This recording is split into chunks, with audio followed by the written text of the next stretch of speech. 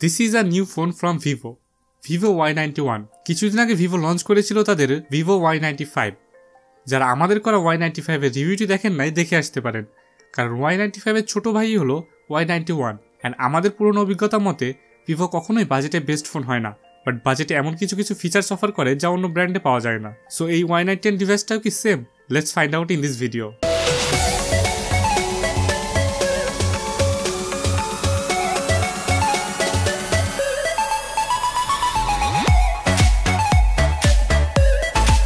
আপনি যদি আমাদের চ্যানেল নিউ হয়ে থাকেন, আমাদের চ্যানেলটি অবশ্যই সাবস্ক্রাইব করতে ভুলবেন না অ্যান্ড ভিডিওটি ভালো লাগলে অবশ্যই লাইক দিবেন অ্যান্ড কমেন্টে আপনাদের মূল্যবান মতামত জানাতে ভুলবেন না।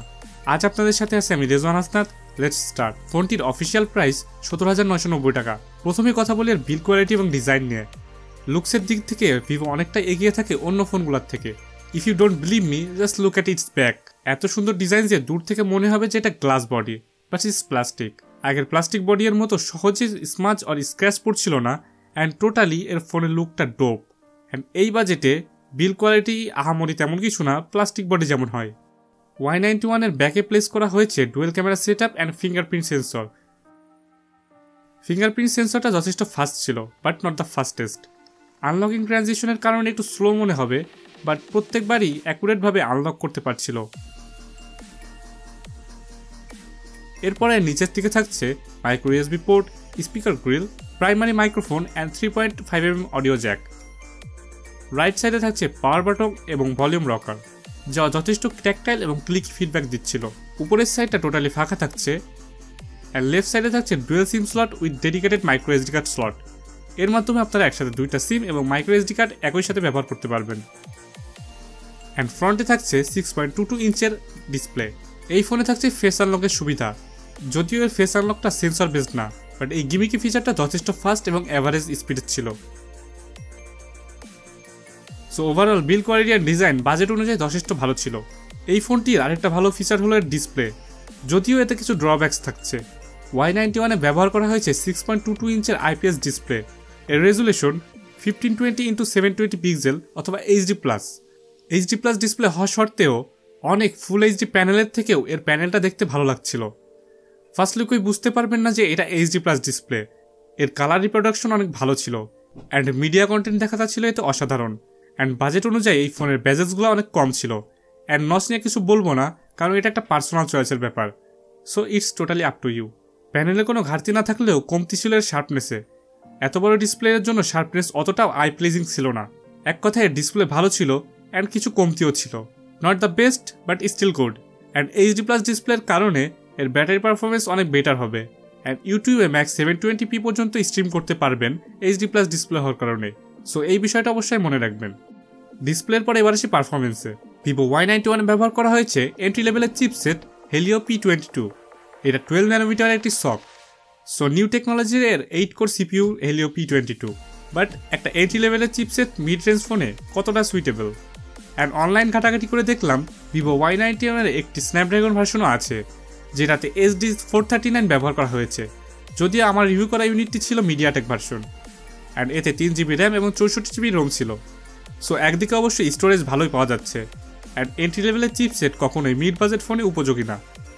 Helio P22 এর আন্তত স্কোর ছিল 77,000-এর উপরে অ্যান্ড গিগ বেঞ্চে সিঙ্গেল কোর ছিল 800-এর উপরে এবং মাল্টি কোরে 3300-এর উপরে।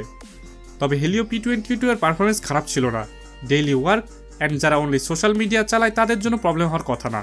অ্যান্ড টুকটাক গেমিংয়ের জন্য Helio P22 more than enough. And আমি টেস্টিংয়ের জন্য এতে 1 ঘন্টার বেশি পাবজি খেলেছি অ্যান্ড ডিফল্টভাবে এতে লো সেটিংস পাচ্ছিল অ্যান্ড লো সেটিংসে মোটামুটি ভালোভাবেই রান করছিল এটি।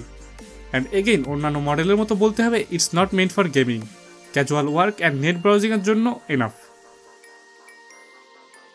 এরপরে আসি ক্যামেরা সেকশনে, কারণ ভিভো এর মেইন ব্র্যান্ডিং করা হয়ে থাকে তাদের ক্যামেরা নিয়ে। এজন্যই তারা স্পেক্সে CPU ইনফরমেশন প্রোভাইড করতে চায় না। সো কেমন ছিল Vivo Y91 এর ক্যামেরা কোয়ালিটি? তার আগে দেখে আসি এর ক্যামেরা স্পেক্স। Vivo Y91 এর ব্যাকে ব্যবহার করা হয়েছে 13 মেগাপিক্সেলের প্রাইমারি এবং 2 মেগাপিক্সেলের ডেপথ সেন্সর অ্যান্ড ফ্রন্টে 8 মেগাপিক্সেলের সেলফি ক্যামেরা। Vivo Y91 এর ক্যামেরা বাজেট অনুযায়ী was not that bad. Photo quality above average ছিল অ্যান্ড ব্যাকের পোর্ট্রেট মোডটা অ্যাকুরেট ছিল অ্যান্ড HDR মোডটাও ভালো ছিল অ্যান্ড ফ্রন্টের সেলফিগুলোও ভালো ছিল অ্যান্ড ডিটেলসও ছিল ভালো। বাট ভিভো এবং ওপ্পো যেমন ফেসটা একটু ফর্সা করে দেয় তেমন একটা ইফেক্ট ছিল, যা সেলফি লাভারদের জন্য ভালোই, but not for all users. আপনাদের জন্য পিকচার স্যাম্পল দেওয়া হলো, বাকিটুকু আপনারা জাজ করতে পারবেন।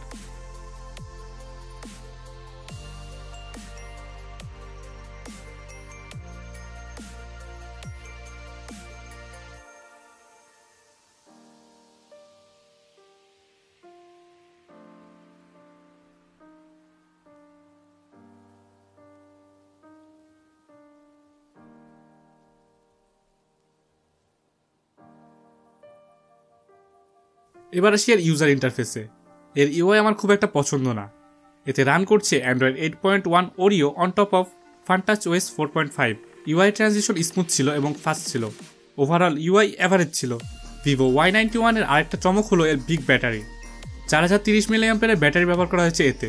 এত হিউজ ব্যাটারির সাথে এইচডি প্লাস ডিসপ্লেতে একটানা 10 থেকে 12 ঘন্টা ব্যাকআপ পাবেন হেভি ইউজে, অ্যান্ড ডেইলি এক চার্জে 2 দিন চলে যাবে আপনার ইজিলি। সো ব্যাটারি ব্যাকআপের দিক থেকে এইটা বেস্ট। সো ওভারঅল বলা যায় যে সেকেন্ড ডিভাইসের জন্য অর বেশি ব্যাটারি ব্যাকআপ সহ ভালো লুকস এবং ডিসেন্ট ক্যামেরার ফোন খুঁজছেন যারা, তাদের জন্য এটা পারফেক্ট হতে পারে। সো এই দিকগুলো বিবেচনা করে চাইলেই কিনতে পারেন ভিভো Y91, বাট এটা বাজেটে বেস্ট না। সো আজ এই পর্যন্তই। সামনে আরও নতুন নতুন কোয়ালিটি ভিডিওস, ক্যামেরা রিভিউজ নিয়ে হাজির হয়ে যাবো আপনাদের সামনে। প্লিজ দেন, আশা করি সবাই ভালো থাকবেন, সুস্থ থাকবেন। Rezwan Hasnat signing off.